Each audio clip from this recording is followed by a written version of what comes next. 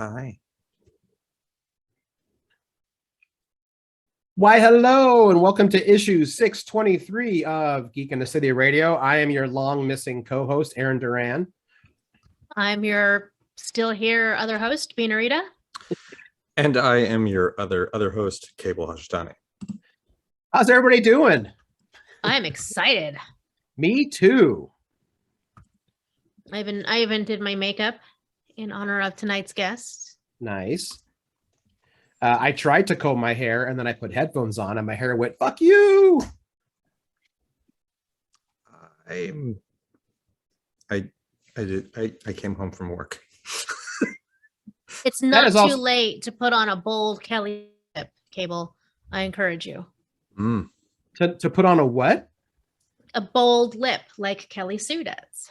Oh, your audio cut out for a split second, so I heard it's not too late to put on a bowl for Kelly Sue. I'm like, she likes bowls? Like, I mean, I'm not going to speak for the woman. She might love bowls. She might not. We'll have to save that for when she gets here. Bowls are great. Who doesn't love bowls? And this is what we've been missing for the past 2 weeks. I should just leave. You guys got on task. No. You are infinitely more experienced at producing than we are. So back to work. Oh yeah, no, I'm there. I'm all over it. So how was everybody's week or 2 weeks or whatever? It's been all right, I think. Super sweet. That's good. Cool. Fine. I mean, Black Friday is coming up, but you know. Right. Fine. I say that, but New Guardian Black Friday is so much easier than the Black Fridays of Guardian Old. Yeah, I saw that they're just opening at regular time. Nice. That's very nice, yeah. And have adequately staffed the floor. Madness. And that's amazing. I did a count the other day. We have 31 employees at Guardian presently. That seems like a good amount. That seems like an appropriate amount for the size of store that it is. Yeah, that's awesome. That's great. I think the most that we ever had in previous iteration of Guardian was probably 18. Ooh, that's rough. And that number included the store owners who didn't work every day. Right. Yeah, that's almost half. Yeah, that's crazy. Yep. Mm-hmm. Sorry, I'm trying to get the my live feed up on Facebook so I can check out the listeners. They're right there. They are right there. They're right there. I know. I have to get to. Oh, that's the problem. It's Sesame Street. No,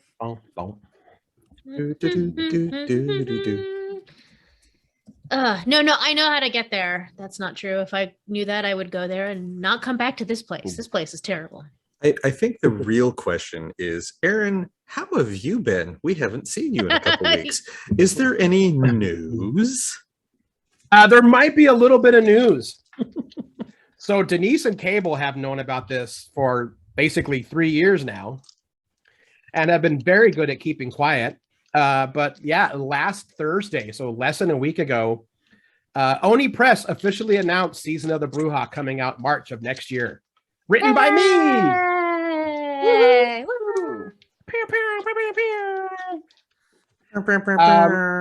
It's actually been I think it's been longer than 3 years because I was approached by Shauna Gore. Actually, I remember this. It was literally when I was at the Mexicanics Initiative in October of 2018. Mm-hmm. She sent me an email saying, hey, I am looking for new titles for Lion Forge. They want more diversity titles. Do you have that Bruja idea still? And I said, yes, I do. She's like, great. Could you write up a 1-page synopsis and pitch? I'm like, yeah, when do you want it? And she said, I don't know, by the end of the weekend? And I said, Shauna, I'm at a convention right now in San Jose. And she said, be great if you get it to me by the end of the weekend when I go into my meeting. And I did. And then for folks who don't know about like the comic stuff, Lion Forge and Oni had a merger, and then Lion Forge went away. there were multiple times I thought that my book was gonna die, because when companies merger, they cut titles, they cut stuff, and Season of the Brujas survived every single transition. So yeah, I'm super jazzed. The artist I'm working with is named Sarah Solar. And she's wonderful. She lives in Barcelona, along with her partner Diana, who does the most like metal drawings ever. In fact, if you look at the cover of Season of the Bruja, which was just teased on The Beat and ICV2, which was cool. If you look in the background, you'll see it looks like a death metal cover in the background. That's Sarah's partner. That's what she drew for us. Nice. Yeah, I'm super excited. It's like the story that I've been trying to tell for a long time. And as of right now, it's a 5-issue miniseries, but who knows? It could be more. I have definitely been asked if I have more stories by certain people, and I said yes, I do. Oh, many. Maybe a couple. Yeah, maybe a couple. So everyone prepare yourselves for the relentless promotion I will be doing. If you guys all think David Pepose will not shut up when he's promoting his books, rightly so. Yeah, I have no idea what's coming because I have a microphone.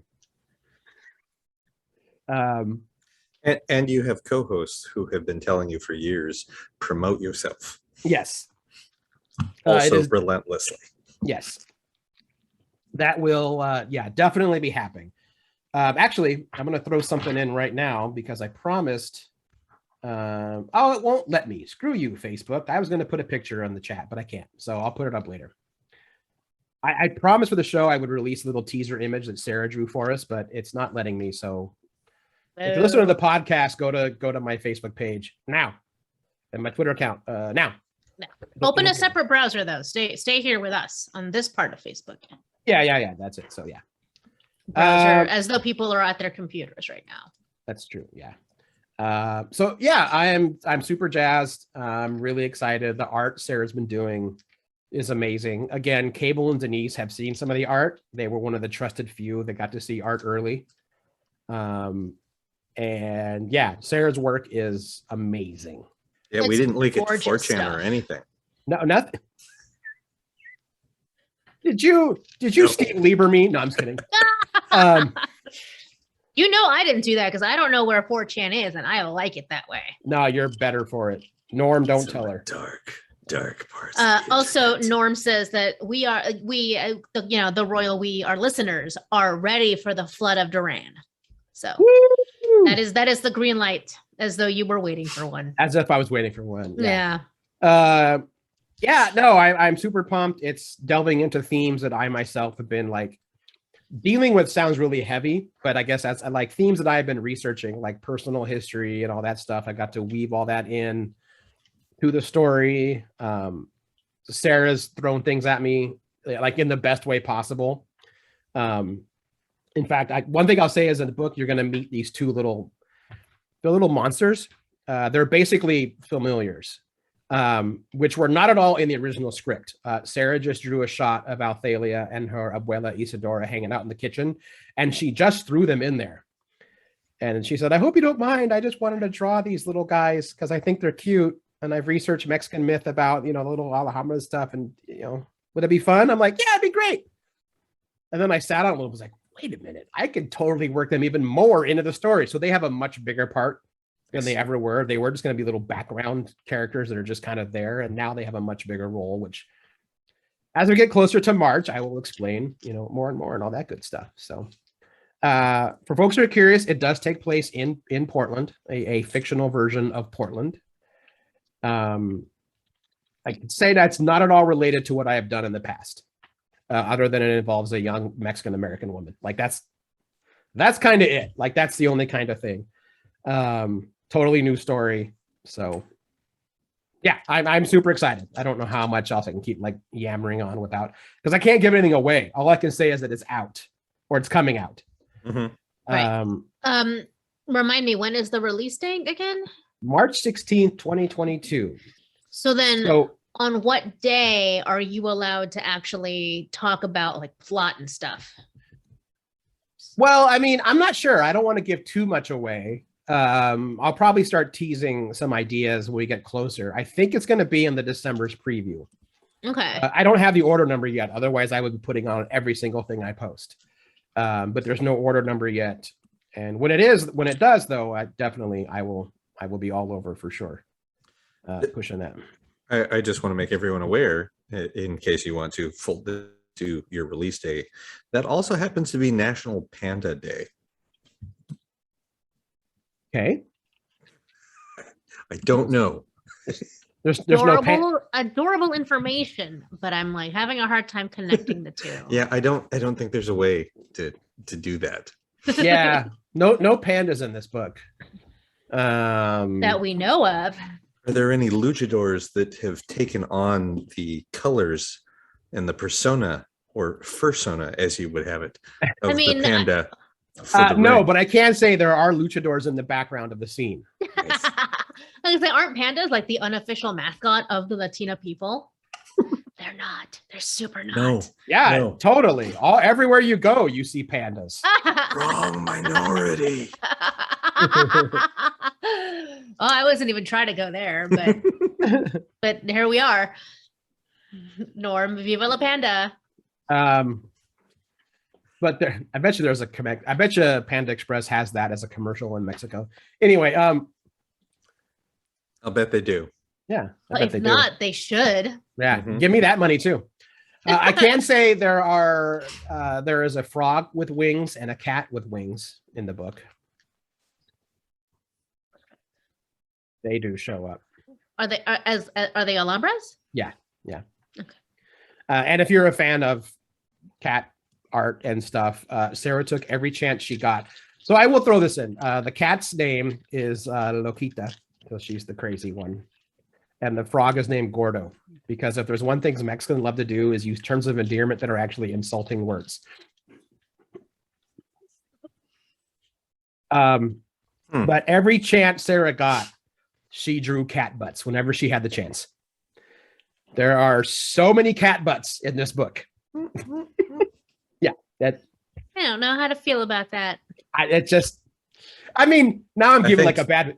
Go buy the book. It has cat butts. Like that's not it, but like I chatted with her a few times, and I know every time she got to draw that, she giggled. She like, Denise, you share a home with a cat. You know exactly how you feel about cat I do butts how I everywhere. feel about that, yeah. And so do half our listeners, I'm sure. Like they've seen it too. yeah. I try to keep it out, over there, but Is the book all ages? Asks Sack. Yes, it is. It's actually geared towards a younger, like early YA audience. So yeah, definitely. Yeah. Cool. And now the doesn't mean chat that is just shit full of doesn't- cat butts. Yeah, I should have known. Doesn't mean the book doesn't get serious. A few people have been able to read the first issue already, a few pros and whatnot. And a few close friends have read the script, and every single one of them said, "You son of a bitch." So yeah, it is fun and it's lighthearted, and I've got jokes and I've got mythology and all that. But it wouldn't be something I wrote if I didn't also just decide to kind of like yank your heart out a little bit at the same time. Sure. Yep. So you're welcome. Jerk. Yeah. But we're super excited for you. I'm super excited too. So I told my mom and Abuela, like I sent them the article, and I didn't realize that my Abuela was hanging out with my mom when she got the article. And apparently, I don't think my Abuela knew she was doing this, but apparently she got really excited and started to do this little dance that apparently looks a lot like flossing. So try to imagine a tiny, tiny little brown 92-year-old Mexican woman who's maybe 4'8", maybe weighs a buck, getting excited and flossing in the kitchen. I'm gonna picture the abuelita from the cover of your book. Yes, although my abuela's a little bit. She's tiny, like skinny. It's like skinny tiny, but yes, yeah, no, that's about right. Yeah, flossing. Doing I don't think she knew she was doing that. I think that's just how she dances now. So Your can't decide if abuela that's is a weird big or Fortnite adorable. player? Both. I think it's cute, especially anyone who has ever met her would realize that that's hilarious. This is the woman that drinks half a glass of wine and goes, "Oh, mijo, that's enough." I got the vapors. She's like, "Oh, you know what? If I have any more, mijo, the things I'll say." I'm like, "Oh, yes, please. yeah." I'll never forget the time my grandma, she was visiting up in Washington. That's when I lived in Washington. My family was there. Anyway, I have a hangover. Real classy, hanging out with your grandma with a hangover. Oh yeah. And my grandma's like, "Sweetie, you just need another beer." And I was shocked. And I'm like, "Grandma, why do you know about these things?" Abuelita. What's funny is I think everyone inferred that I didn't know about Hair of the Dog based on like my surprise reaction. But really, it was just that I was shocked to hear my abuelita tell me about Hair of the Dog. I'm like, because she just never struck me as the kind of person who partied that way, you know? Mm-hmm. Yeah, I think I have seen my abuela buzzed once, and it was probably 20 years ago when like all of her when all of the family was together. So like she's the oldest of 5, if I remember correctly. And there was a time like all of them in the living room, and my tia Terry, the youngest one, so the youngest sister, she loves her wine. Like she has an entire, like she built a wine cellar in their house. When they moved near my grandma, one of the rules is like, "Ed, you're building me a wine cellar. Nice. Why, you're just gonna drink it. I need a place to put it." Yeah, I don't recall ever seeing my grandma so much as buzzed. I mean, it probably happened, and it probably happened more when I was much younger. Yeah. And if anything, it probably paled in comparison to her sons getting drunk. Sure. And so, like, you don't really notice if your cute little abuelita is a little tipsy when all the young men are just ripped. Right. Yeah. Well, I think what happened to mine is that my Aunt Terry kept doing the stealth pour. You know, so like when my grandma's not paying attention, and you know, she's like, "I could have swore I drank more of this." She's like, "No." How am I not done with it yet? Yeah. So yeah. Yes, Ida, abuelitas get crunk. And I think probably I regret never partying with my grandma just a little more when I had the chance. Yeah, I mean, mine was not in a partying mood by the time I became of age, you know, where that could happen. I didn't really see my grandmother for a long time until it's not true because she used to visit up in Washington a lot, but she was mostly there to take care of her other grandchildren. Right. It was less of a fun visit for her and more like childcare. Yeah. Yeah, so my like wild party times with her were her waking me up at 1 or 2 a.m. because she really wanted a baked potato or a cinnamon roll, and it would wake me up. A cinnamon roll. Okay. She loved to make cinnamon rolls, or loves to. I keep saying past tense. She loves to make cinnamon rolls at night, and that fucking baked potatoes. I don't know why. I know about the baked potatoes. Mm-hmm. You've talked about that one before. Yeah. Never mentioned the cinnamon rolls. Oh yeah, cinnamon rolls are the other one that she likes a lot. That's definitely her other thing. Like from scratch, or like the Pillsbury Papa can? Papa can.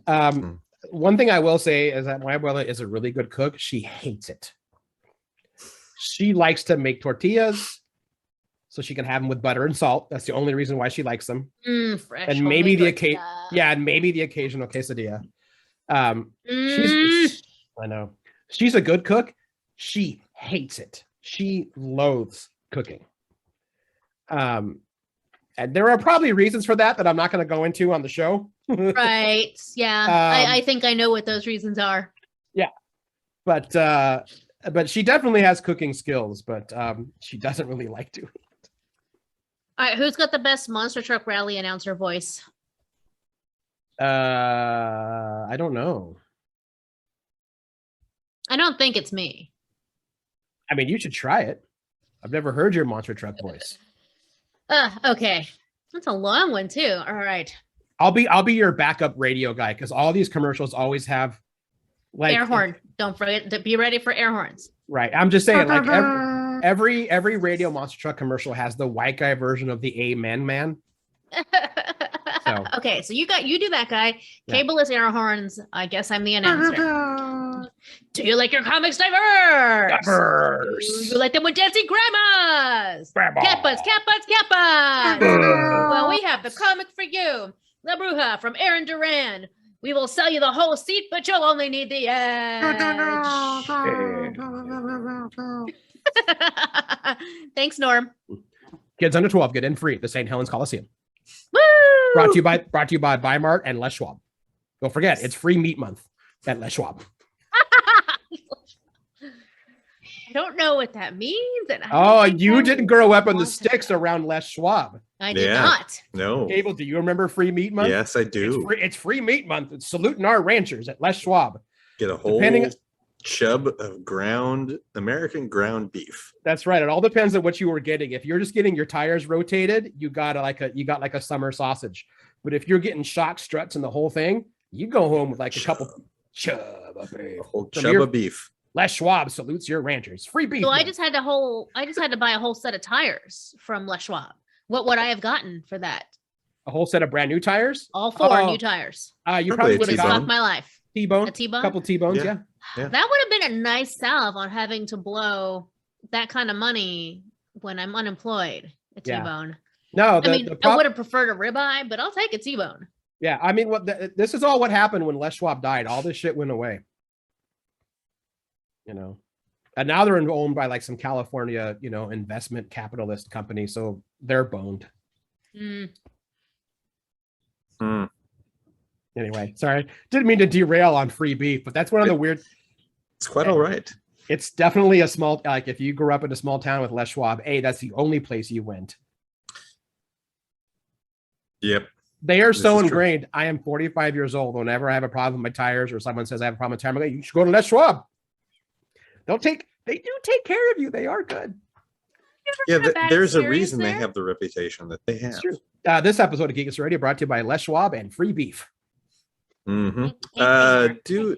So since it's nearing that time, do we need to say anything else about anything else? Am I forgetting something? I don't know. I thought maybe we might want to do a reading that's kind of live before we move into the interview portion of the evening. Yes, you guys should do that. I will be right back. Oh god, I was not ready for this. It's so early in the show. I've had so much sparkling water. This is Geek in the City Radio, brought to you by Free Beef and PDX Asylum, 3713 Southeast Hawthorne, across the street from the historic Baghdad Theater in the Hawthorne Shopping District. Yes. I think it would behoove, as I was lamenting earlier, it's Black Friday coming up, which is not a real thing, but since it is, it's capitalism orgy day after American Gluttony, National American Gluttony Day. Yep. That's my hair tie. That's a PDX Asylum. That's my hair tie.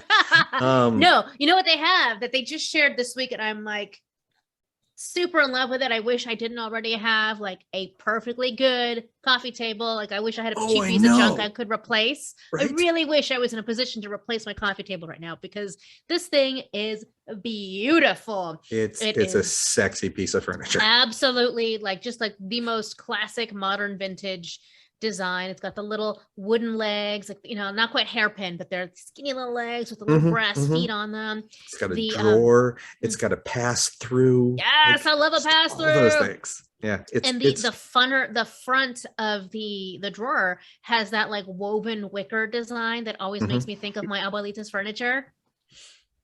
Covered in plastic? No, the woven wicker stuff. The opposite of covered in plastic. Because if my abuelita had her way, all of her furniture would still be covered in plastic. That's weird. You have no idea. Don't understand, why have something nice if you just have to live with plastic instead? I mean, she also has like 20 towels you're not allowed to use because they're decorative towels. Mm-hmm. I don't understand decorative towels either. I'm like, I ain't got room for that.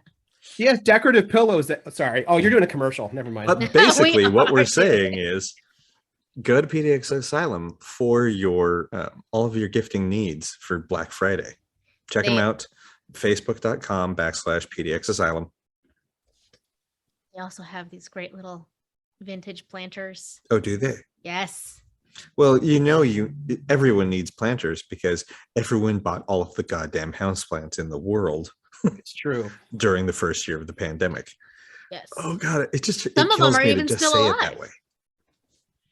All of the ones that Merrick has brought into the house are all still alive and flourishing.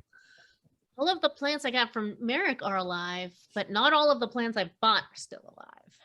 Interesting. In fact, So- yeah, everything that's no, lies. I did not kill all of the plants I bought, only some of them. But So what definitely you're all saying of is my that- propagations are killing it.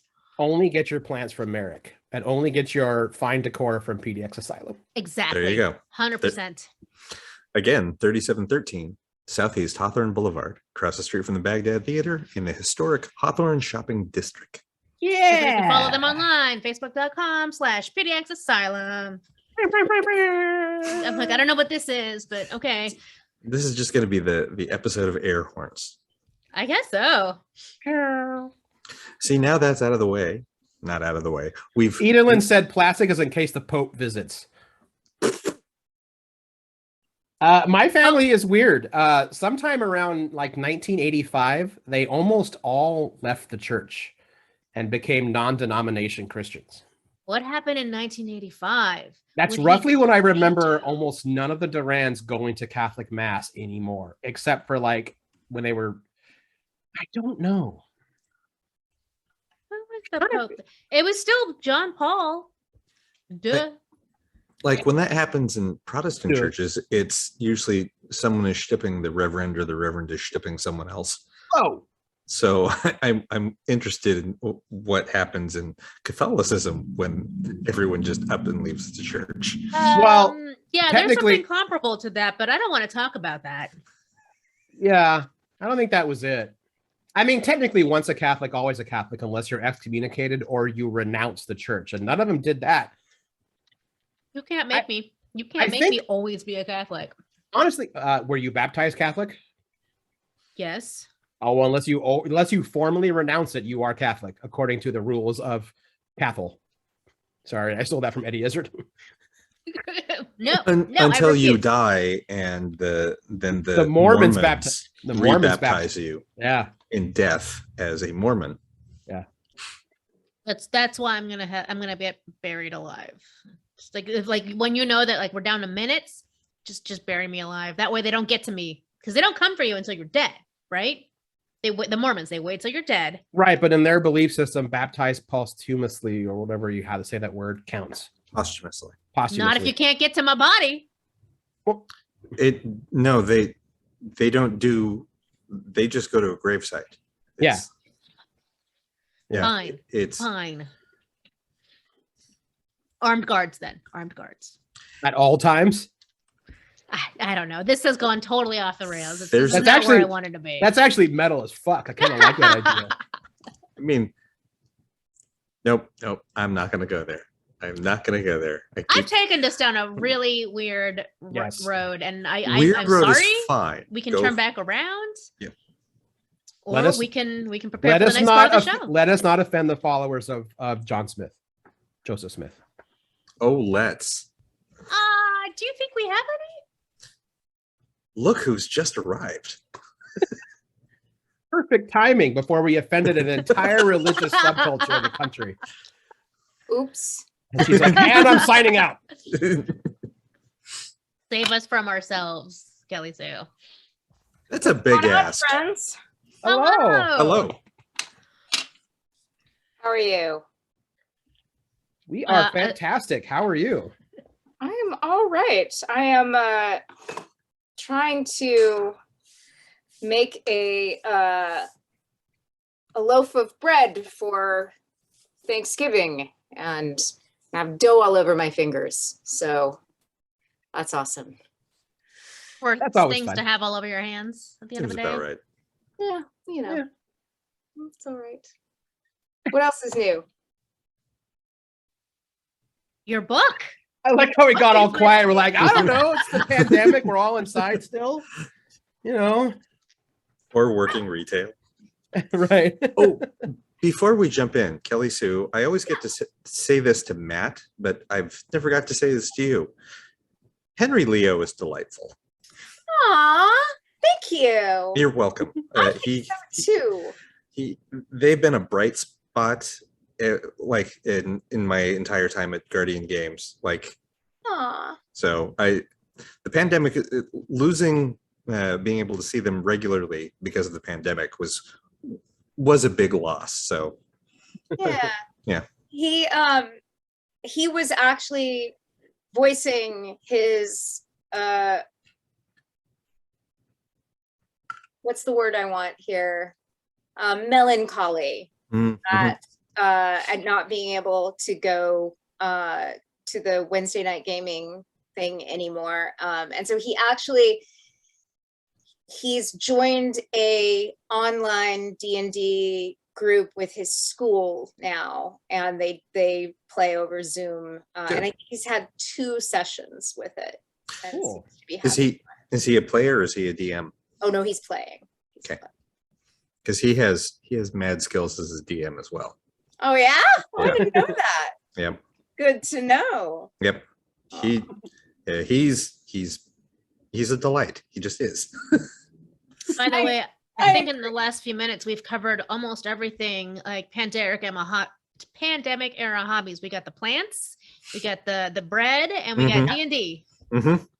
I'm sad I missed the plants. I was just talking about how many of my plants have survived the full duration of the pandemic thus far. Not all of them. Yeah, I have lost 2 recently. One was my fault, and the other one was the puppy, who is also a bad pandemic choice. You shared a picture recently that was upsetting. I just could not react as though it had happened in my own home, because I know what that feeling is. Just like, Yeah. What did you do, puppy? What have you done? The funniest thing was, I was here. Like I was doing a podcast, and I just gave up. I kept getting up from the podcast to go run and stop him from chewing on things. And finally I was like, you know what? Just eat all the magazines. Just have some magazines. I didn't realize that it happened in plain sight. It was the single, and there was like a friend of mine, somebody I absolutely adore, was Ken Plume, who does I think it's called Little Bit of a Chat. Delightful human being, Ken. And so we were supposed to be doing this, like, just getting caught up, and it was the single most stressful podcast I've ever done in my entire life, because Oh no. and I That don't means know it can only why go up from here. I don't know why I didn't say, like, can I have to call this off and we have to do it another time? I don't know what was like, no, we're barreling through and smiling and it's gonna be fine. And yeah. But yeah. Ooh.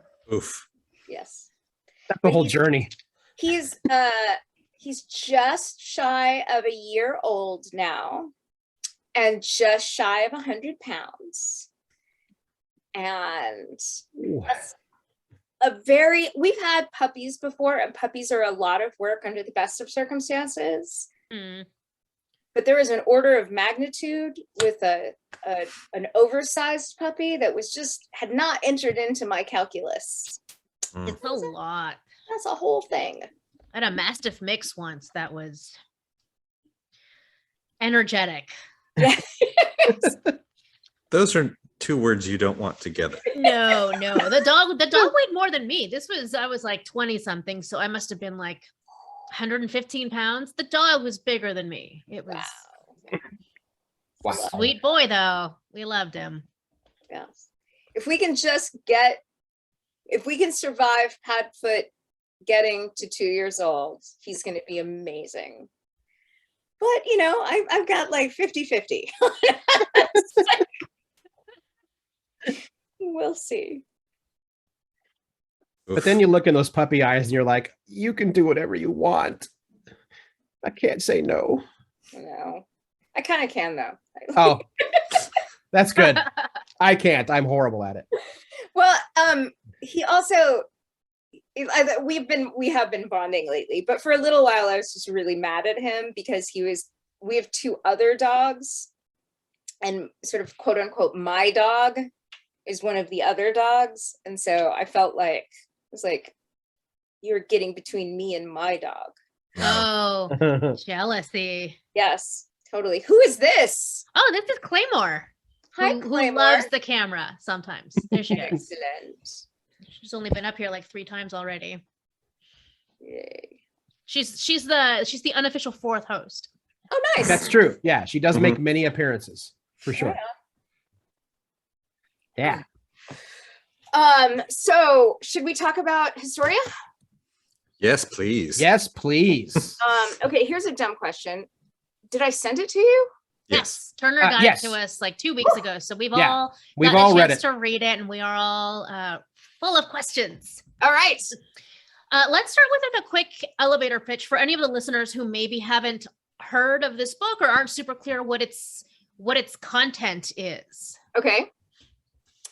So this is a Black Label book, which means it exists outside of DC continuity.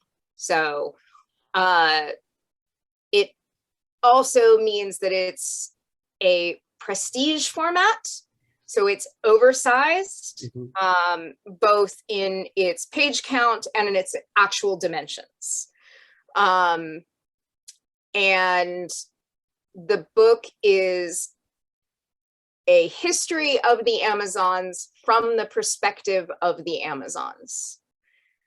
I pitched it originally really huge. I was like, let's you want to go big? Let's go big, right? So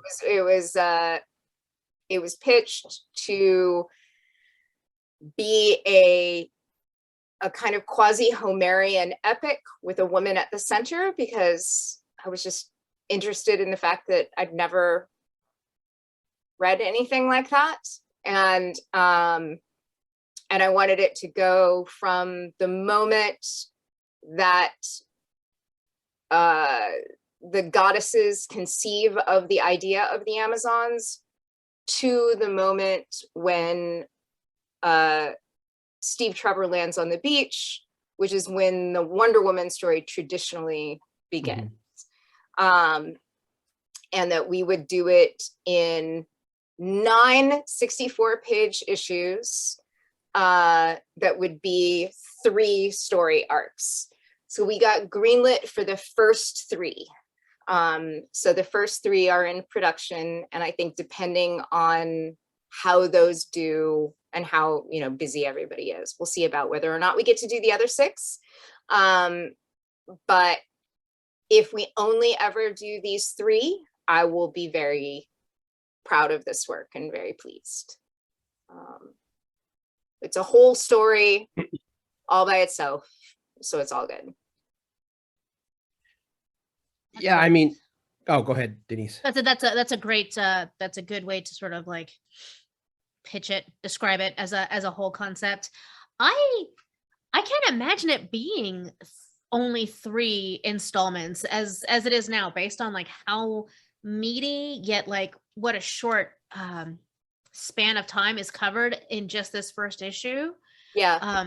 I was like, oh, can we get to Steve Trevor in 3? Oh, no. Steve Trevor would be at the end of 9.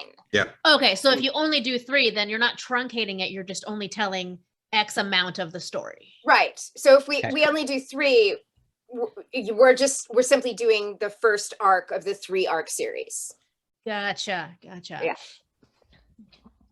I think one of the things that we all noticed about this first issue, and presumably the vibe of the full collection, is that it very much feels like not a textbook necessarily, but somewhere between a text and just like an old fable book. It has a very like ancient tone to it, even though there are clearly some like very modern elements and concepts that are being covered here. Yeah, so the idea was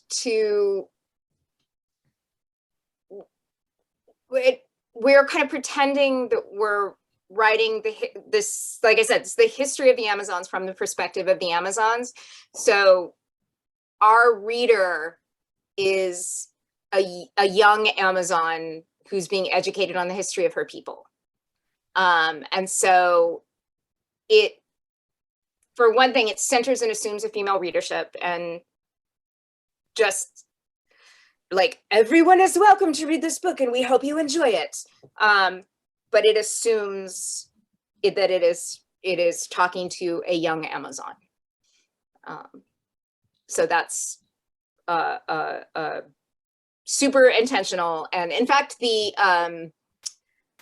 like 1 in 25 variant, I want to pretend that's the same cat, by the way, but very similar cats. I think Manju. Yeah, that's Manju. Okay. She's an occasional guest host. I just really liked the idea that the cat could just cross from one Zoom to another. Like somebody write that down magically. I mean, you know. But yeah, so the 1 in 25 variant cover is meant to look like a library book. It's like a cool like faux leather. Yeah, that's really cool. Abel, I think this is the right time for your question. So I feel like the obvious question is always why Wonder Woman, and the obvious answer is why the hell not. Mine came more to of all the ways to tell Wonder Woman stories. How did you come to this particular the decision to go with this particular story, starting with the entire history of the Amazons? A couple reasons. I think it's the thing that interests me the most is, you know, I was always more drawn to the idea of the Amazons than I was to Diana in particular. Mm-hmm. And there was, you know, also I had, when I pitched it, I'd just seen the film, and I was like, no. Mm-hmm. There was just a lot of that. That feels like the most Kelly Sue answer. Like, oh no, this is not how it happened. This is how it happened. It was not like, you know, like, look, that movie was really important to a lot of people, and Mm-hmm. I'm very happy that it exists in the world.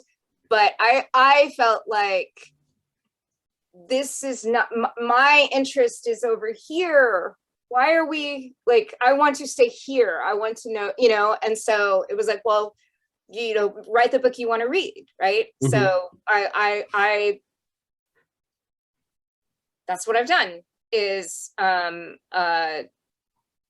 my absolute like dream team artists and made the book about the parts that I wanted to know more about. So, you know, the story arena for the first book, and by the way, the second one's almost done. Like, so the bad news about it taking 3 years for us to get this out is it took 3 years for us to get this out. The good news is, I think all the pencils and most of the inks are in for the second 64-page issue. And I think that's right. Jean Ha to the second issue. And okay. And Nicholas Scott is hot on my tail for more pages for the third issue any minute now. So that answers a listener's question. Yeah. Oh, yeah? Yep. Yeah. Someone asked if Phil Jimenez was all the issues or No. No, Phil is absolutely incredible, and his DNA and partnership exists throughout the entire series, but he's only penciling the first issue. I think he might, actually, I don't know if this is true. He may or may not be doing covers for some of them going forward, but I'm not sure about that. I feel like if he did more than one of these issues, his arm might fall off. Well, there's that too. It is so rich and so Yes. detailed there, especially with the back matter, which I won't give away in case it's a little bit of a, you know, like a surprise or like a special treat for the readers. But man, We've actually released 2 pages of the back matter in the preview, so you're cool. Super. So for the listeners, just something to get excited about if you haven't seen it already is once you get to the end of this first issue, they show you some of the tribes, or they show you the tribes of the Amazons, of which there are 6 tribes, and each one has 5 members, including one that is the leader of that tribe, and the back matter includes detailed images for each of the characters and a little bit about them, not just the art. So just like, again, like reading a tome with a ton of characters and a ton of story and geography. They've got those like trees of like, here's all the important characters so you can keep track of them. It has that sort of textbook feel to it that way. Yeah, I told him that, like, it was like, "Ooh, you have written us a handy cosplay guide." Yes. I remember I got to the end. I thought, oh, this is like some of my favorite RPG stuff. It's like the who's who, and like anything with those kind of breakdowns and bios and like a fold out map. I'm like, oh, I'm in heaven. Oh, it's so fun. Oh my gosh, Jean did a map in book 2. You get to see where all of the different tribes are set up, like where they break camp. Actually, like it's very cool. I was like, a map! I love a map. So, yeah, Who doesn't like a map? I know. I don't think it's hyperbolic to say that this is probably Phil Jimenez's best work to date. Yeah, I think so. Yeah. I was struck by the fact that everything that happens in Olympus is all 2-page spreads. Yep. Yeah. Yeah, that's like I got that stylistic artistic choice immediately. I'm like, oh yeah, no, that makes sense. That tracks. And there's so many Easter eggs, like on every page, just a ridiculous number of things that are either absurdly detailed in their rendering or just like rich in references. I'm thinking of there's a double page spread where you see the 6 goddesses traveling to Tartarus, and each goes she each has to find her own way in, and the thing is that like Demeter just walks through the front door because Hades owes her, right? So you're playing off of the rich like the story of Persephone and like all of that. And so so we're this is and none of this is in the text. But it's in the script where we talked about, okay, so Demeter is one of my favorite characters. Do we curse on this podcast? I don't know. Say whatever you want. Okay, yes. all right. So she's like, fuck you, I'm going through the front door and you try to stop me, right? And so she goes and Hades is like, oh, please, and that's not an actual exchange that happens in the book, but you see the floor on which she is standing is a fully rendered story. That is not in the script. That does not, I don't know why he wrote there's another comic inside the comic on the floor as Demeter goes to hell. Oh, sweet mother of God. Yeah. I'm looking at it right now. Also, all of those vases, okay? Mhm. That's not vases that he took pictures of and traced. All of those vases, he's drawn. Like, and I don't mean drawn like with his hand, I mean like created all of the stories on the vases. Those are all, they're none of them existing vases. This is all stuff he's done. Wow. I love those 2 pages. That's the first moment when you're going through this book for the first time that you're like, holy shit, this is going to be huge. And the there's one I think it's Penthesilea. Her armor has there's also there's a comic on her armor. There's her story on her armor. If you look at, like, you have to see what he's done, that it's just layers and layers and layers of work that make this book and just a treasure, I think. And like I say that with no ego whatsoever, because that was not in the script. I did not tell him, oh, also, you should probably write a whole comic on the armor. That was not me. That was him, That was actually going to be my next question, was how much input did you have with the design process? Like how much of this was a collaboration and discussion with Phil when putting this together? There's a lot of discussion. We have like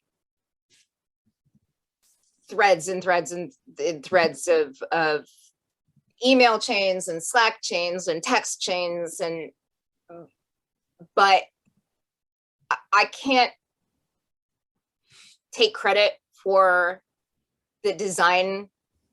That's really, we would have conversations about it, but that's really Phil. That's the conversations would be like he would send me Hera in 3 different extraordinary fully rendered dresses, right? And he's like, which one of these do you think? I'm like, you're fucking insane. I love you. Just pick one, like, and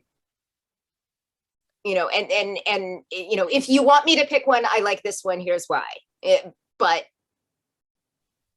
But also it's all him, so my stuff would be like I give acting notes. I don't give a lot of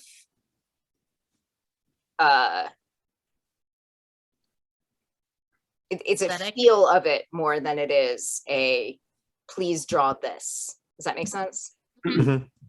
More like an emotional content that he then draws upon. Yes.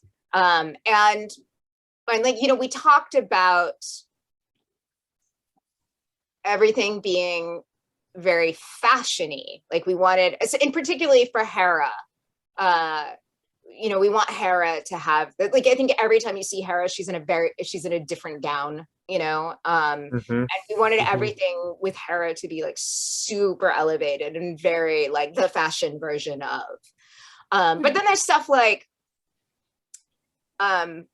my suggestion was that God space or Olympus would be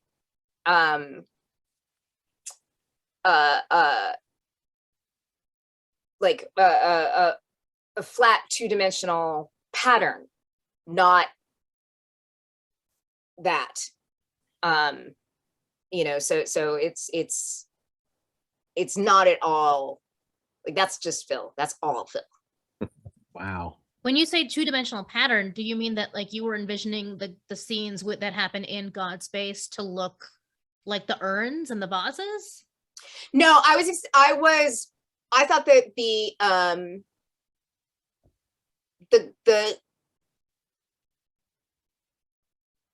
the space would have no sense of space.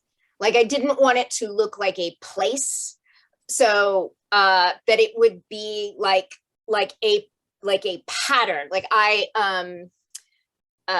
so this is being recorded. This is a listener thing, not we're looking at each other's faces, but nobody's looking at our faces, or we're live on Facebook right now. We're live on Facebook. People are watching us. Yeah. Okay. All right. So,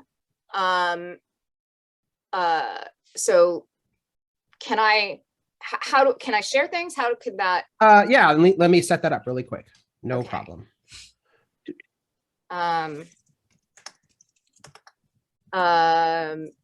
So we have these Pinterest boards. If I share the whole Pinterest board, he'll kill me, but so I'm not going to do that. You should be good now. Okay. All right. Well, what I am going to do is have a very difficult time logging in, and that's going to be awesome. And then maybe I can just pull up what I had given to him as reference for Well, we can certainly throw a few other listener questions while you're pulling things up. yeah, let's do that. Got one listener, Brad, who's asking, outside of Historia's run, what is another title you'd like to do on DC's Black Label?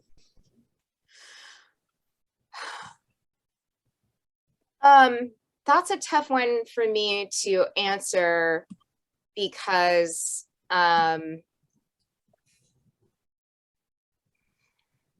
there's another thing that was supposed to happen that may or may not still be happening for reasons that I don't think I'm at liberty to say.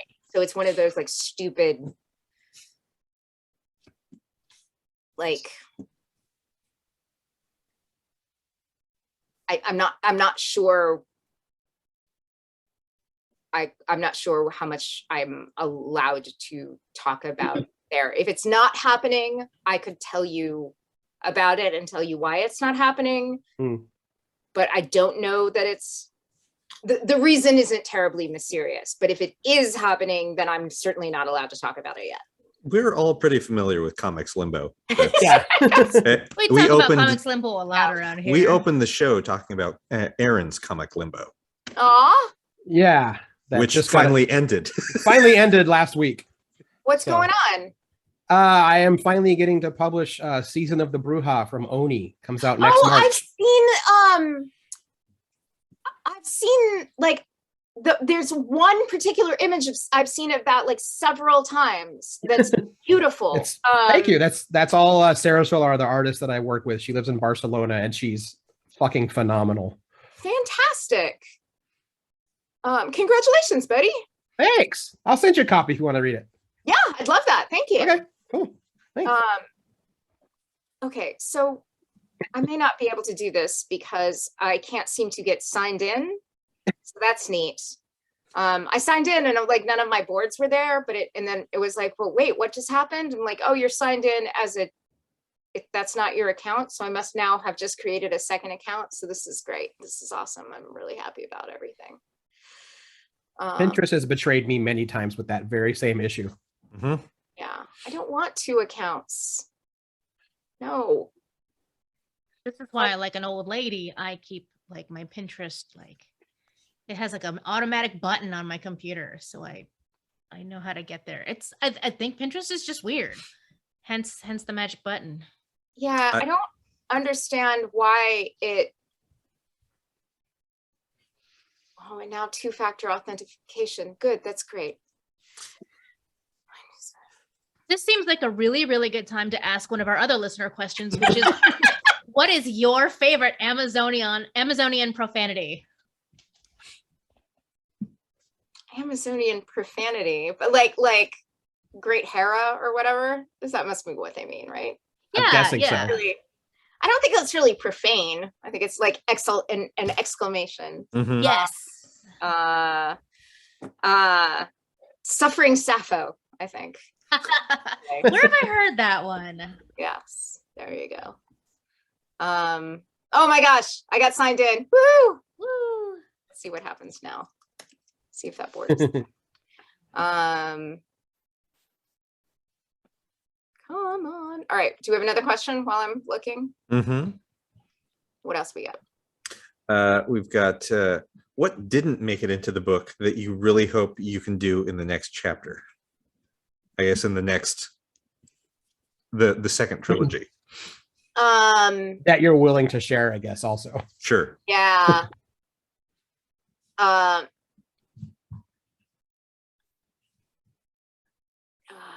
There's a thing I knew I wanted to do with, I have to tread lightly on this, but there's a thing I knew I wanted to do with Heracles that didn't make sense in the first book, but it's in the third book. So Okay. I was about to add, oh, that asshole. yeah. Now I'm really excited to see what happens with him. Yes. It's good. It's real good. I'm very. Yeah, I don't. Well, it's like there's parts of this book I want to ask about, but I worry that it gives into almost like spoiler territory of the issue itself, and I want people to experience it for themselves. Which you absolutely should, listeners. Yeah. Go like. I guess. I just messaged Ring and said, "Oh, by the way, please put this on my pull list." Aw, thank you. Yeah, I feel like I'll even bring up the character and how it moved me. It would spoil something. So Man, this I makes have me to want to keep know all the quiet. more. I do. I don't think it's. You're not going to give away spoilers, I think, if you just address myths as we already know them. Okay, so I guess the thing I will say is that the introduction of Hippolyta made me just weep like a little baby. That entire, yeah, I kind of lost it. I'm gonna lose it again. God damn it. Okay. That part. There was a lettering pass where I couldn't read that section. Oh. Yeah, no, it was pretty devastating for me. Mm-hmm. So good job. I mean, you know. Thank you. Yeah, that part's really hard. But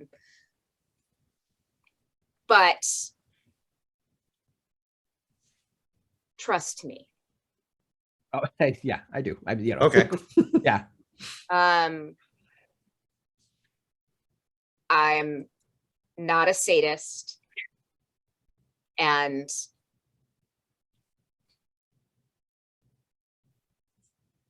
that's a really, really, really important moment. Yeah. And I guess I want to add for people listening, it's not that it's not graphic, it's not overt, it's nothing like that. It's just very emotionally raw. Mm-hmm. Is how it hit me, is what I want to add. So I mean Oh, that's actually something that's like really worthwhile to bring up for anyone who maybe is concerned about content and feels like they need a content warning about this book.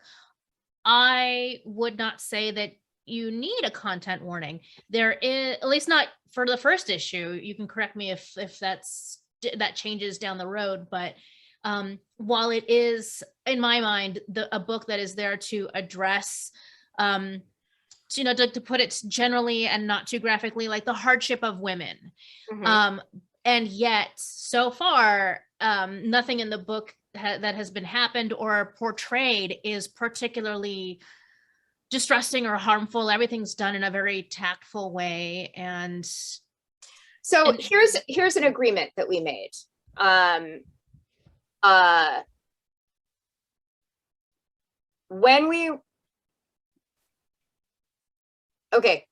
this is a spoiler alert.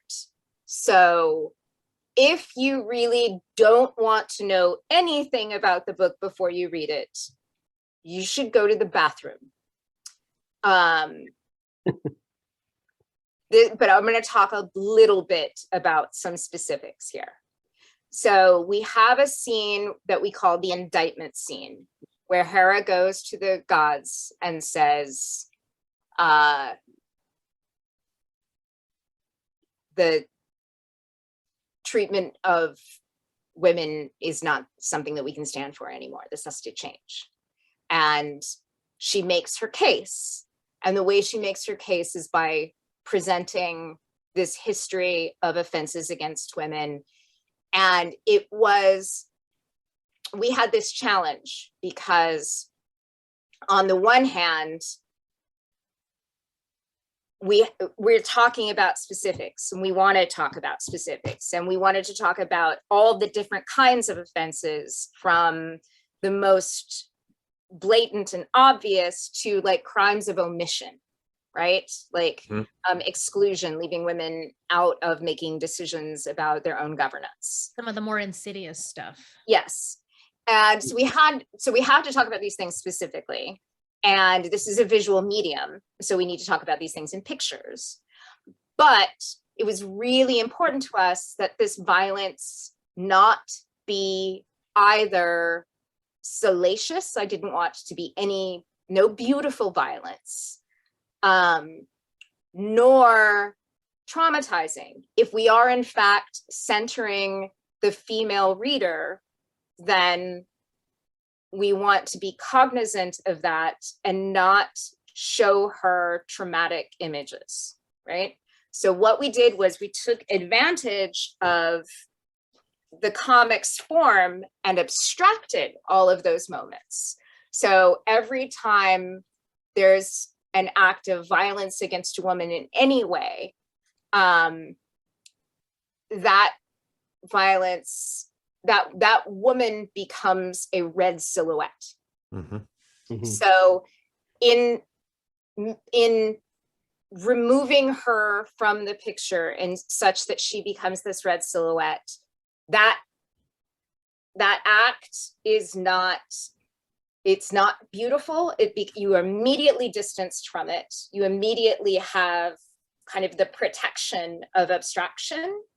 It doesn't play down, it doesn't erase the moment, but you can't be traumatized by it, nor can you enjoy it.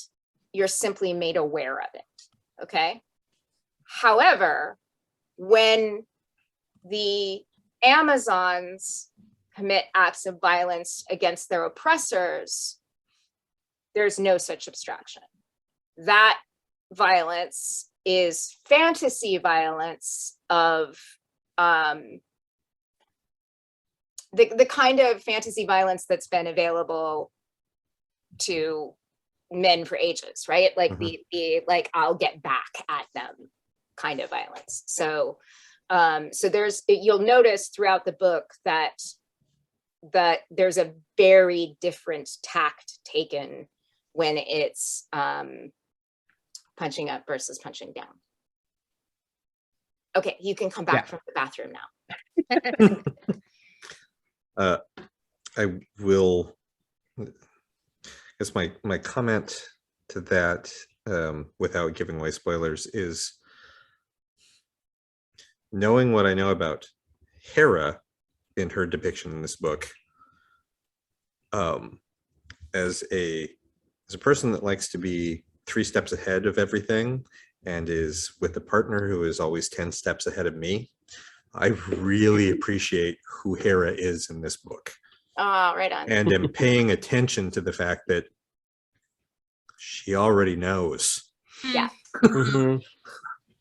So everything, like I'm trying to keep that in mind as I'm reading her reactions to things. It's like, okay. Yeah. It was writing, she's my favorite part to write. And That comes across.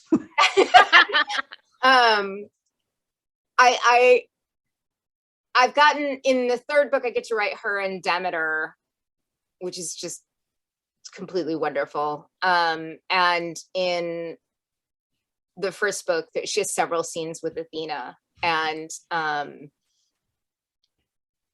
the like her like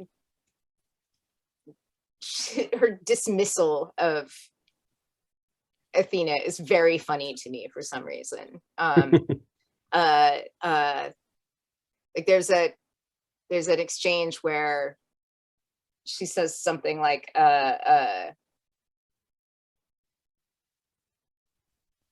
so you she's like, oh, it's you, the smart one, you know, like in the second book, I think Athena comes back to her realm, and there's a moment where Hera's like, are you really the best we've got? Like, yeah, she's I love her. I love her so much. I just dragged a couple of images that I had suggested to Phil as God Space reference, and you'll see how incredibly different they are. That's what I meant by. Yeah, I'm gonna see if I can bring them up here.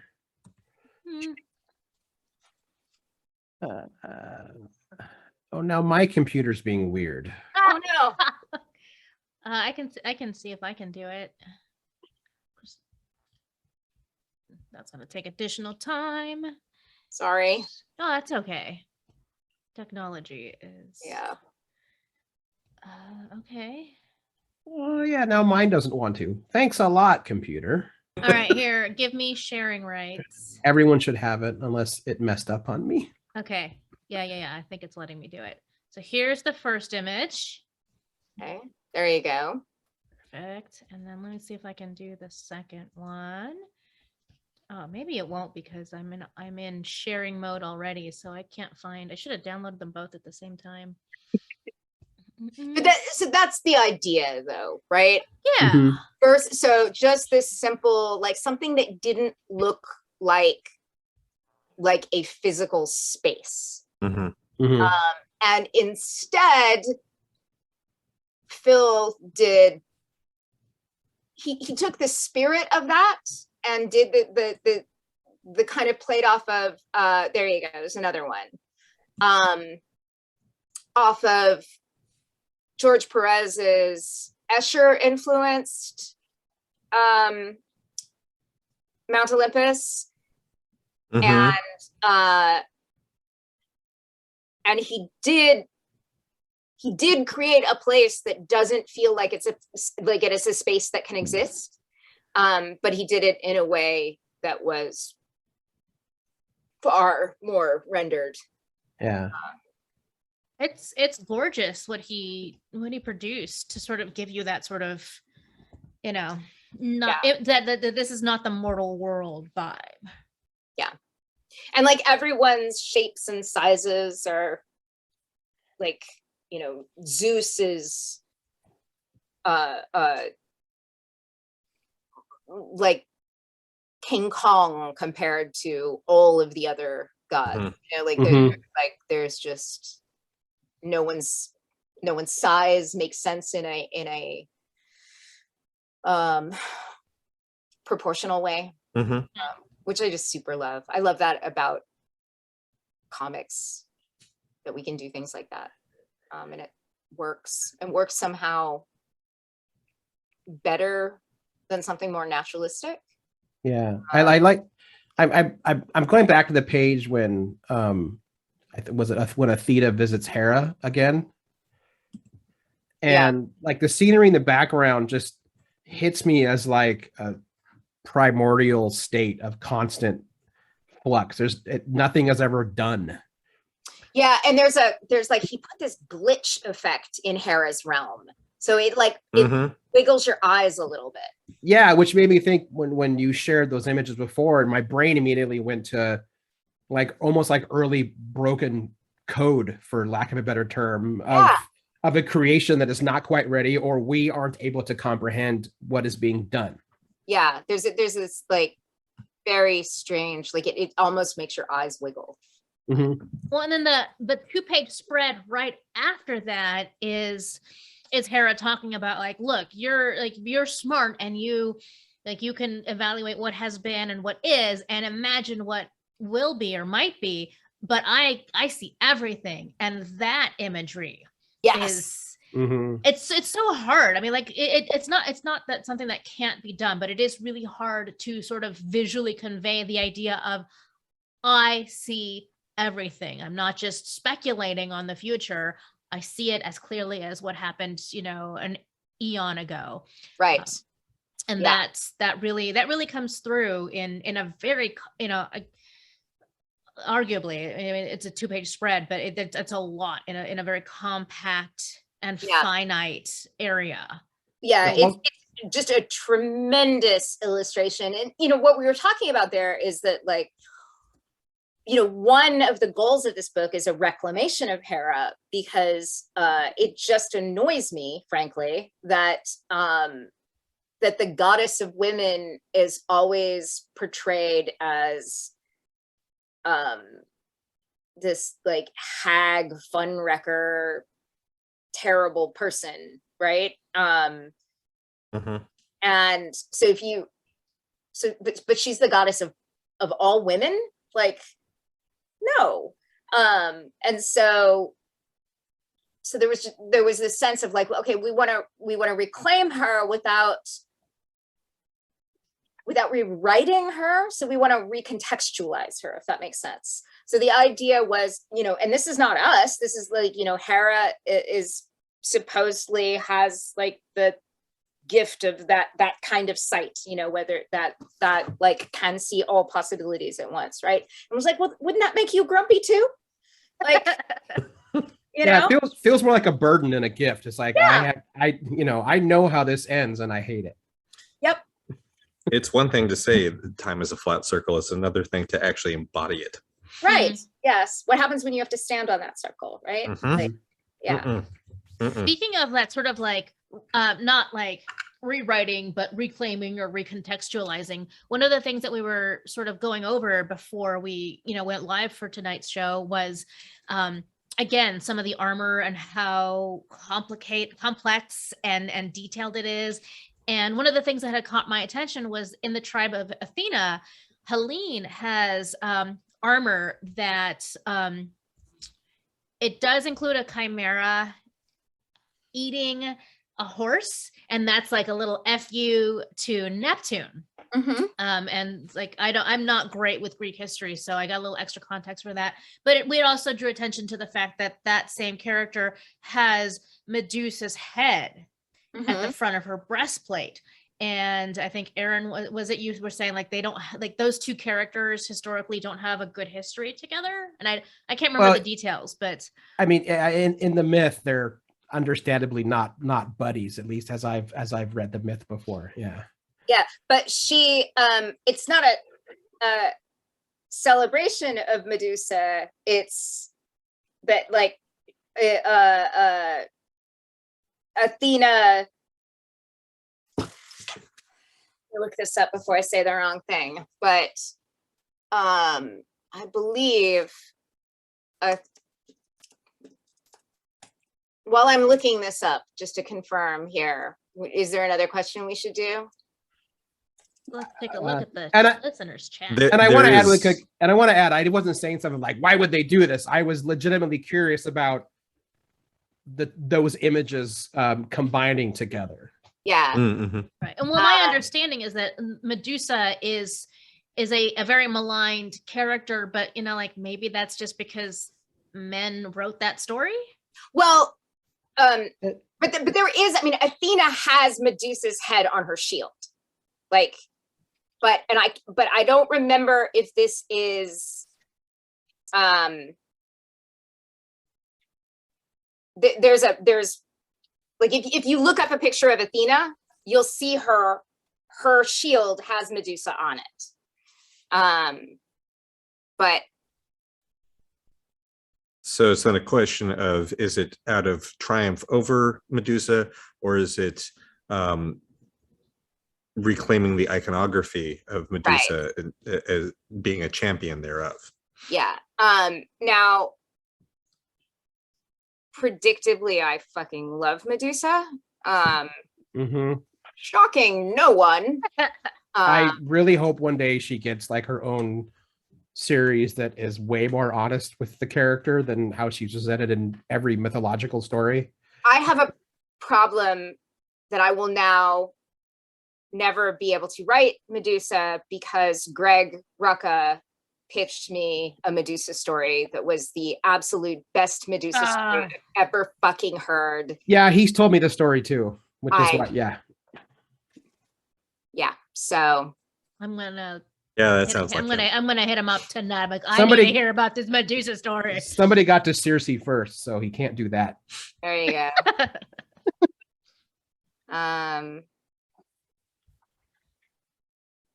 So it's just what I'm seeing here is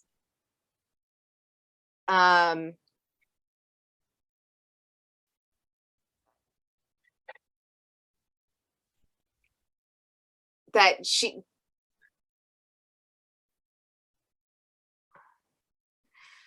the severed head, which had the power of turning into stone all who looked upon it, was given to Athena, who placed it on her shield. But so that's the reference. Helene's armor is because Helene is the queen of the tribe of Athena. Don't think it is a particular celebration of Medusa, although we'd have to ask. That choice was a Phil choice. But if I had to interpret it, I would totally go with a celebration of Medusa. Yeah, I could go down a huge rant path about how Medusa has been done wrong since like day one. So yes, but and that's why I was curious about it, is because I feel like these days the sort of common feel is that people look at the story of Medusa and be like, that's not great. That doesn't look good for any of the women in the story. And like to the point where like, you know what? I bet that's not even really what happened. Really. I feel like that there has been a very natural movement among writers and creators in re-examining a lot of myths that we've all grown up with or we all have heard, and start going, hang on a second, that's not how that story goes. And I think that's the purpose of myth, right? Yes. Like I always think of like the myth of the kitsune in Japanese mythology, and it's always the trickster god, and it's always women. They're always doing something, to try and trick men. But more in modern interpretations of the kitsune have been going, yeah, but look at the men, and then it's like, oh no, that the kitsune is not the trickster. They are attempting to get justice for people that have things who have been wronged against the people who've done the wronging. Hi. I love that. Yeah. I think I noticed that the most popular one has been Love, Death, and Robots. They did a Kitsune and Monster Hunter story. I was thinking of exactly that example. One last listener question. Sure. Going back to earlier, you were explaining that this book or this series is going to exist sort of in that space within DC that sort of keeps it separate from other canonical events. But one of our listeners, Hisham, is curious how much acknowledgement, if any, this series will give to events in other corners of the DC universe. So some of those like a little bit outside of the the big three, as it were. So like an examples that he listed were like Atlantis, King Arthur, and anything having to do with like Morgana Le Fay, the Wild West, which I didn't know DC covered, but you probably know more about that than I do. Yeah, no, none of it. This is very much, this is the Amazon story. Right. But I like to think that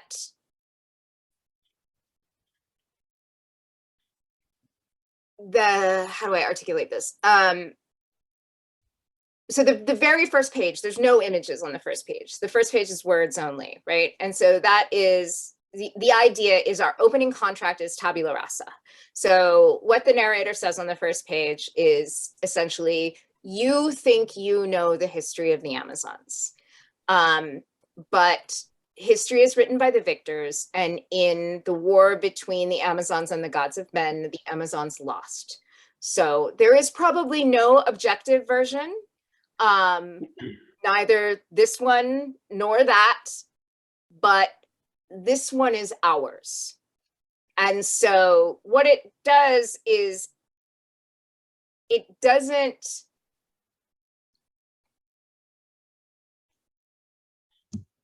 say your stories aren't true. It says your stories are your stories. And these are our stories. And probably the truth exists somewhere in between. Mm-hmm. But this is how our people remember it. And so for that reason, I think while it, in terms of DC continuity, if you're keeping charts or Wikipedia pages, this is outside of DC continuity.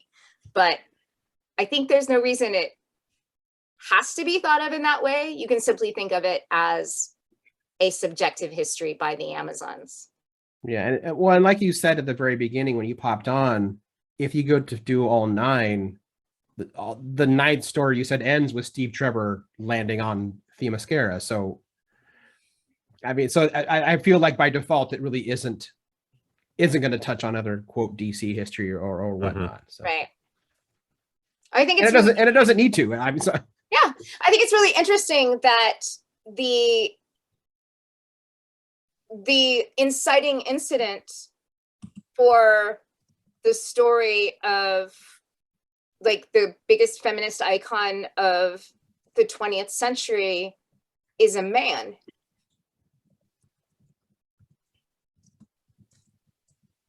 Mm-hmm. Like there's something peculiar about that to me. Wait, maybe I'm feeling slow right now. Which man is this? Trevor. Steve Trevor. Yeah. I mean, Steve Trevor is that's the inciting incident for her story. That's the reason she leaves Themyscira. That's the reason she goes to the, like it's all for love. Right. It's not exactly passing the Bechdel test. Yeah, I mean,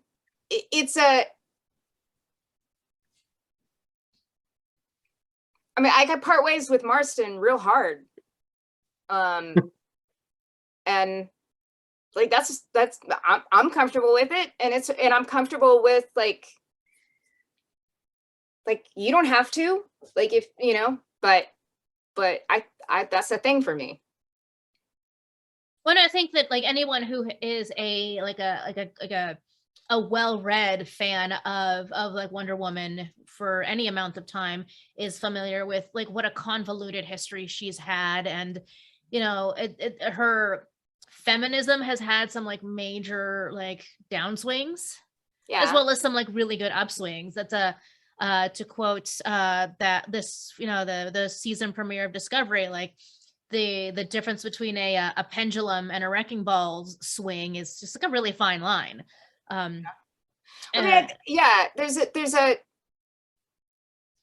So Marston's feminism is a kind of women are separate and different and better than men, right? And I don't think that that's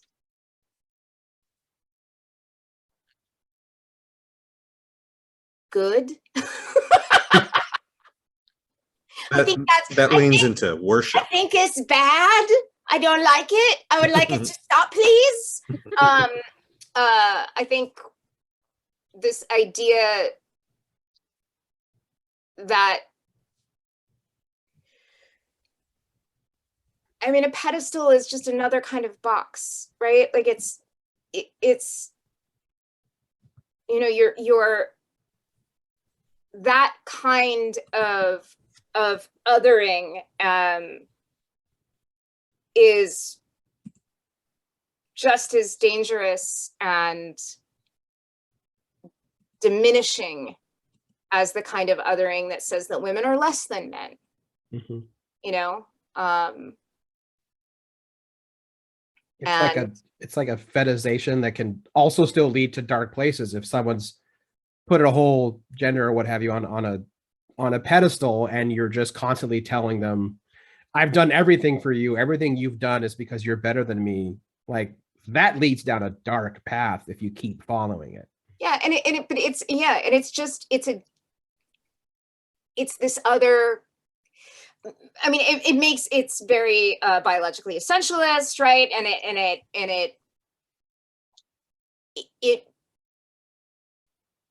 downplays or ignores the cultural construction of gender, and removes responsibility for that. And it just is this kind of, it's just diminishing. It's diminishing to men and women. I don't find it to be helpful. I don't find it to be aspirational. I don't find it to be true. Mm-hmm. You know, I don't find it, that's not my experience of the world. So, and that's our goal here is, you know, we practice living in fiction, seeking connection to ourselves and one another and trying to write things that feel true. And the idea that women are somehow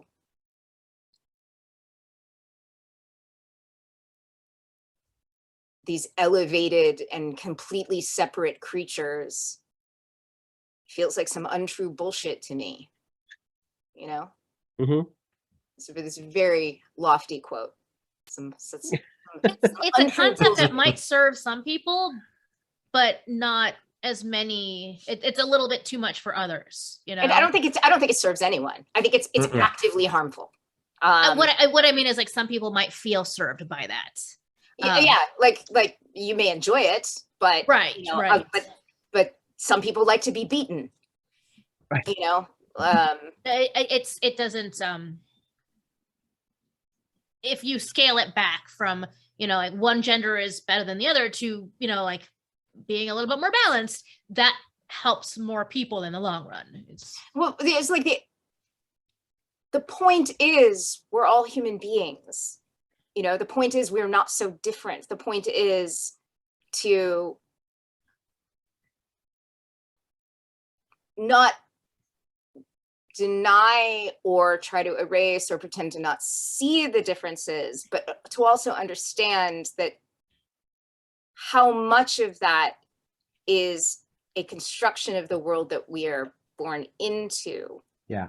And to look for ways for us to connect to one another rather than ways to put each other apart. So the idea that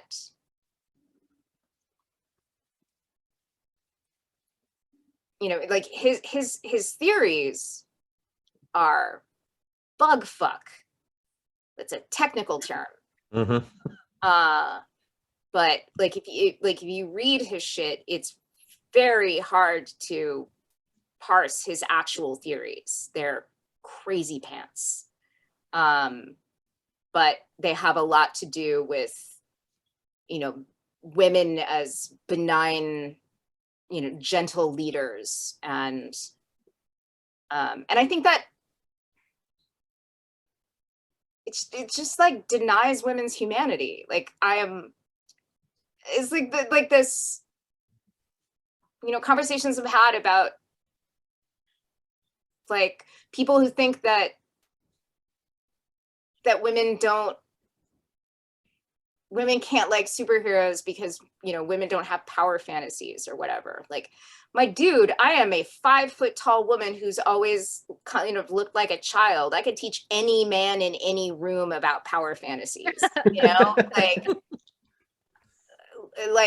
and I mean, that's also there's all kinds of things to unpack there about, like, you know, reduction of the genre and what can be done with it. But there's nothing inherently masculine about power fantasies. Holy shit. You know, there's nothing, like, I don't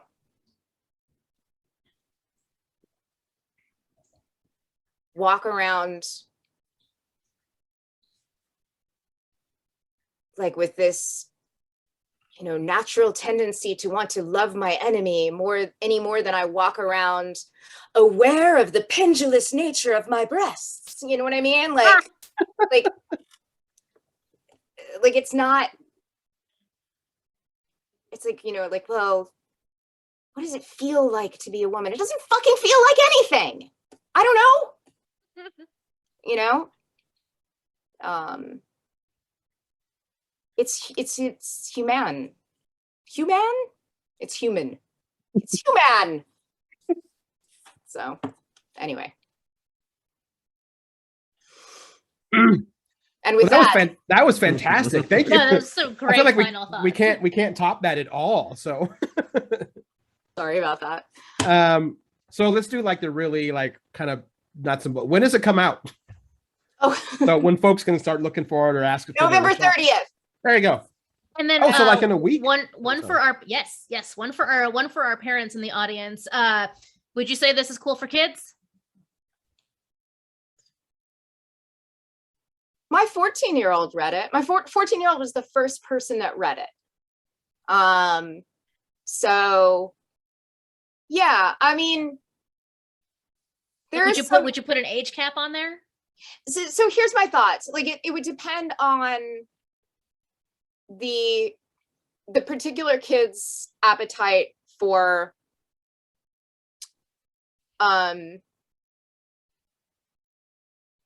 violence, I guess. There's one scene that's gruesome towards the end. My 11-year-old and my 14-year-old were fine with it. Your kid might be different. You should probably read it first and see how you feel about it. I don't write sexual violence.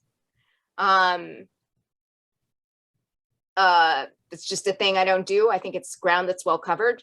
So unfortunately, yeah. It's another thing I think is diminishing, but I understand.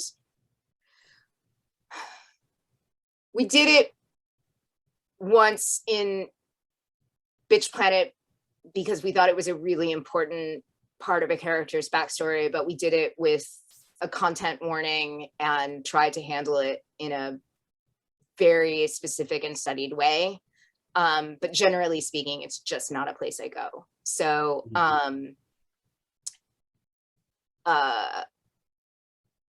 so that bit is off the table, but there is some legit violence, like violence. So I would say, take the temperature of your particular kid. Easily 15, 16 up, no problem. In that sort of tween period, it would depend on your kid. My kid knows that my youngest is 11, and she knows that she was a big influence on the character of Artemis. And so if I didn't let her read it, she would lose her mind.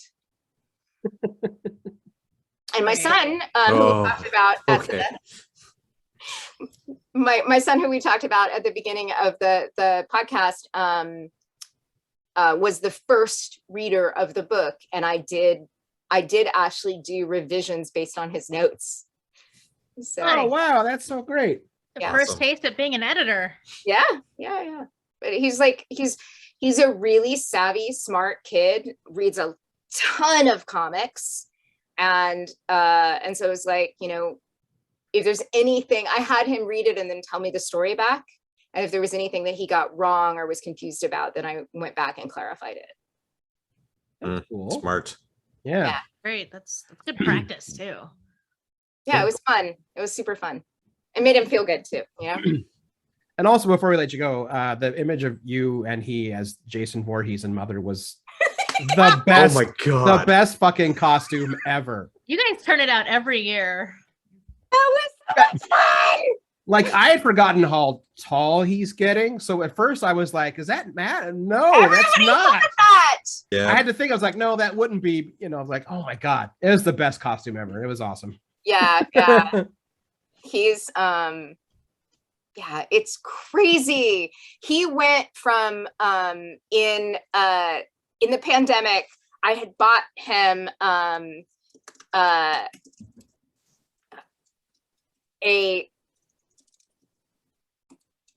I bought him a size 8.5 shoe at the beginning of the pandemic for like to go back to school. And then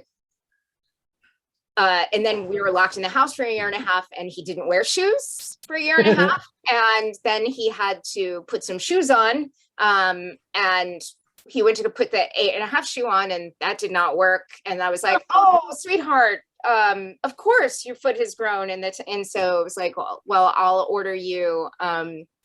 I got him like a 10 and a 10.5, and then those didn't fit. Yeah. Oof. Yeah. And it was just like, what happened? Because we were like together every day for a year and a half, and I just didn't notice what was happening, and this was happening. And I mean, like, I'm 5 feet tall, it's a low bar, but still, it was crazy. So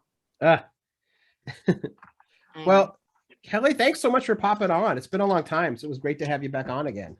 oh, it was very fun to hang out with you guys. Thank you. Yeah, it was great. Thank you. And for listening to me rant and rave. No, that's why we do it. That's what we're here for. Yeah, absolutely. I appreciate you. Yeah, you too. Thank you. Thank you. All right. Happy Thanksgiving, you guys. I'm Yeah, you Thanksgiving. too. Give our best to the whole family. I will. I was trying to see if I could get Henry to come in here, but I think he's Minecrafting and not checking his messages. So That will happen. I know. Kids All right. these days. Just tell him I'll post more role-playing photos later. That's the one thing he always hits me up about. Like all the every time he comments on my Instagram, it's always has to do with role-playing games or board games. It's kind of hilarious. So See, he loves it. He super loves it. yeah, never All right. goes away. All right. All right. All right. I'm gonna Take pass care. on that y'all said hi, okay? Absolutely. Thank you. Thank you, Matt. Hey, Good night. That was awesome. I almost left the meeting too. Like, oh, we're done here. You've done that before on accident. You're like, okay, bye. No, not while we were still recording. No, But we still no. need to sign off too. True. Yeah, we do. We've been going a little bit here. So that was awesome. That was fantastic. Yeah, yeah. It's always nice when it's been a long time since we've had a guest on that when they come on, they just camp out. I love that. Yeah, And I right. love that we provide a space where they feel comfortable enough to just go, you know what? Let's talk about shit. Let's I feel really like- talk about shit. I feel like we're gonna get somebody in trouble one day because they're gonna feel so relaxed after first 10 minutes that like they're like, oh shit. I mean, haven't we had to like bleep some stuff out for guests who like overshared a little bit?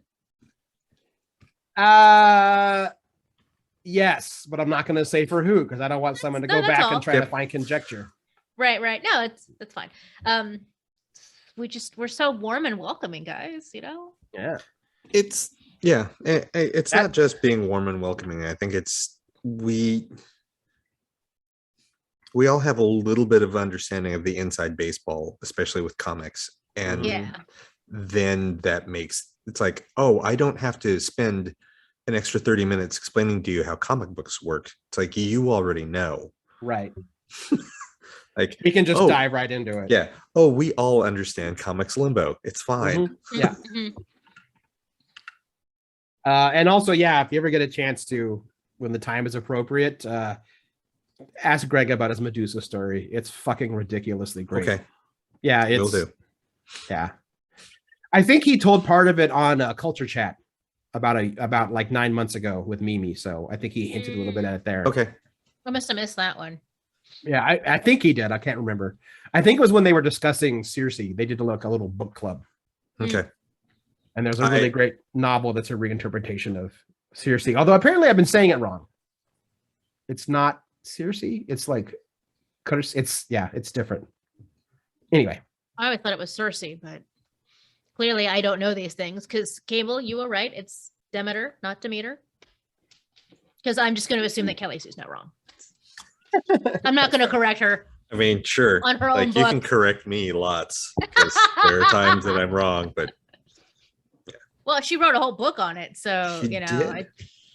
It's not like you're going to go not. back and tell her that, it's the lariat of truth.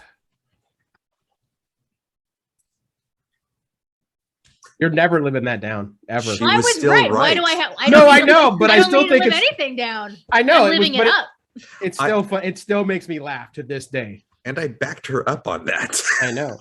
I mean, it's not as funny as cuisine art, but I'm over it. I'm over it with the cuisine art. too bad. I'm still using You it. say so many things wrong I on have any so given day. I have so few things that you say incorrectly. I have to just hang on to it like a rabid thing that hangs on to something. Wait, are you talking about Cuisinart? Yeah. Which is a word that I only know how to pronounce because of Weird Al. Oh. It was in an early song of his about being a yuppie. And he that makes sense. talks about, since I got my own Cuisinart, and I'm like, what the hell is a Cuisinart? And then I saw the word and went, oh, that's what that is. Before we sign off, for really the quick. record, I know it's Cuisinart. I just I was having a bad mouth moment, and I said cuisine art, and that was years ago, and he just won't let it go. Years ago, meanwhile, it was I actually like- try to hold back. I actually hold back on all the things you say weird and dumb, and it's not because you're having a weird mouth moment. You just say them weird.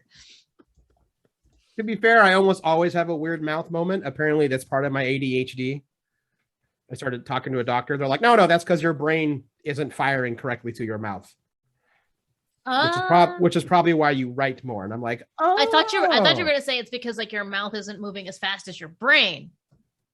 No, the brain is like, and the mouth's like, what are you doing? Sensors. Well, see, now I feel like I can't make fun of any of your weird mouth moments because Yes, you now can. I'm making fun of your ADHD. Yes, you can. No, it's fine. Okay, good, because I probably wasn't really going to stop. So. You're not going to stop. Although, really quick before we sign off, because you brought up Weird Al Cable, I don't know if you guys saw this, and then we have to sign off. It's been like a 2-hour show. Did you guys see that Weird Al posted this tweet? He's like, I want to thank everybody for congratulating me on that my Kid Rock parody, except that's not me. That was actually Kid Rock. What? I saw that yesterday. I Kid have Rock no idea did like what's in this reference to. horrible video or something, and everyone thought it was a Weird Al performance piece. And he's like, yeah, that's not me. That was actually Kid Rock. But thanks for thinking I'm that good at parody. That means that Kid Rock has officially reached parody of myself levels. Yes. Officially. Yeah. Officially. Like you can say that about someone, but this is like in stone, written down, Wikipedia level. Yeah. Yep. Fascinating. Well, on that, I don't know what we're doing next week. Probably like a bunch of show recaps because we'll have more Star Trek, and Star Trek. Yeah, Star Trek. Hawkeye comes out. We finally need to talk about Shang-Chi. Cowboy Bebop. We're pushing out further. Like it's gonna be a hot minute. It's 10 episodes. Also, Jen and I saw Ghostbusters Afterlife last night, so I can chat about that a little bit next week. Quick spoiler free. It's incredibly charming. I'm going to admit it right now. I've We had a heard that. lazy weekend, and I have already watched the whole Cowboy Bebop. I Okay. have not had a lazy weekend. No, you And went yes. to Hawaii. No, I got back on Friday, and I got to work immediately on Saturday. Also, in 2022, we are finally doing Avatar: The Last Airbender. Oh yeah, we decided while you were gone. Oh, okay. We're doing the entirety of that series. We have to. It is culturally relevant. There's going to be a huge live action show. We all got to talk about it. Right. Oh, and really quick, Norm in the chat. I will say Steve Lieber is not the one we have to believe.